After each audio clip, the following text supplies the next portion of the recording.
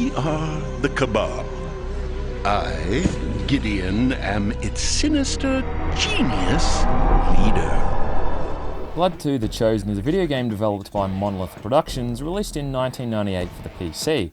It runs on the dated Lithtech engine and is a sequel to the 1997 game Blood. Like its predecessor, the game focuses on lots of graphic violence, dark humour, and numerous film and pop culture references. Get ready for a surprise. Here's Caleb. Unlike the prequel, Blood 2 tries to flesh out the side characters and plot more so than it did before. There's no shortage of just mindless mayhem and destruction, though they've definitely put a bit more effort into the characters and overall storyline. Stephen Waite, who voices Caleb, does a fantastic job with the material and really stands out amongst the rest, as does the late great Ted DeArms, who voices the main villain Gideon. In regards to the other cast, we actually meet each member of the Chosen this time around, whereas before they only made brief cameos in the intro movies, before quickly being incinerated or pulled off the screen by poorly rendered monsters. Though once again they have little value to add and often disappear as fast as they appeared in the first place. You're actually given the option to play as the other Chosen, but the only thing that differs between them is the health and ammo count, and doing so actually means you can't watch any of the in-game cinematics, which kind of ruins the entire narrative of the game. Not that the plot is worth writing home about, as was typical for FPS games of the 90s, the story is mostly forgettable, though the general gist is that Caleb is back once again fighting the Cabal, the evil cult from the first game, with the help of the others. The Cabal is now turned into some sort of global megacorporation with a monopoly over, well, supposedly everything. Once again they turn their evil efforts to Caleb and generally just making his unlife a living hell. Right off the bat, things feel ludicrous and over the top. Enemies explode into blood and guts from a single pistol shot, and every few seconds it seems like Caleb is stealing a quote from an Evil Dead film whilst cackling like a madman. These are games made by gamers for gamers, and you'll find lots of fourth wall breaking moments that are sure to elicit a chuckle. When I was young, we didn't have any singularity generators. Early on, you're introduced to Gideon, who serves little purpose and comes across as a bad James Bond villain who, despite his best efforts to kill Caleb, repeatedly wastes multiple chances to do so. But hey, the story is just a means to an end here, and the real purpose of the game is just to kill everything in sight. The general rule in Blood games is if it moves, kill it. If it doesn't move, shoot it anyway. It seems almost everything in this game breaks or blows up when you shoot it, often hiding health or ammo inside. Organically, there's no shortage of things to maim and mutilate. The game has a fantastic array of death-dealing weapons, and there are some truly memorable additions here. The old favourites from the first game are back, such as the flare gun, sawn-off shotgun,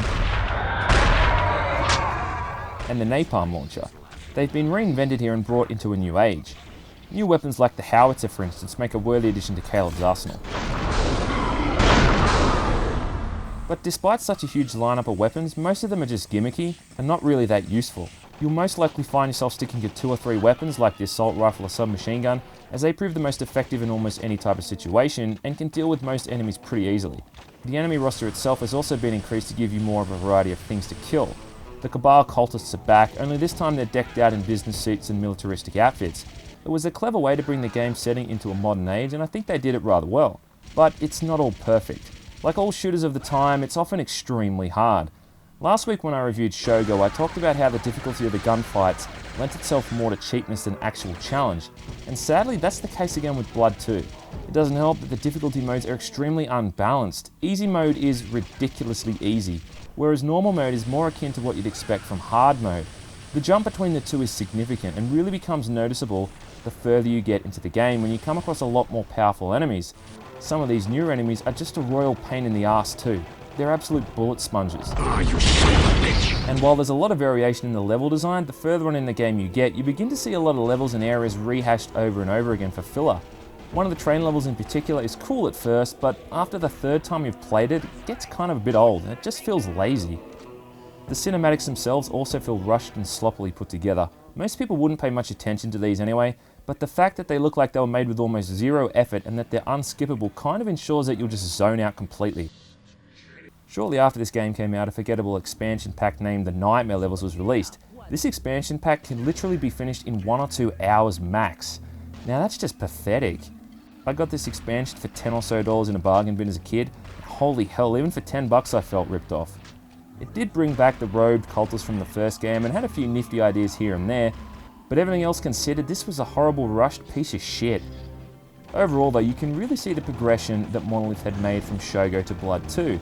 The controls and gameplay is definitely much more cohesive, the sound and music are top notch as usual, and the game really does have its own unique feel and mood, something that's never really been done since.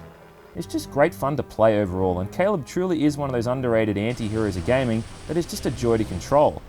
You may not really care about what's going on, but then again, neither does his character anyway, and he goes along with it with a real likeable tongue-in-cheek attitude. You really get the sense Monolith had a lot of fun making this game, but they still haven't quite hit the nail on the head just yet.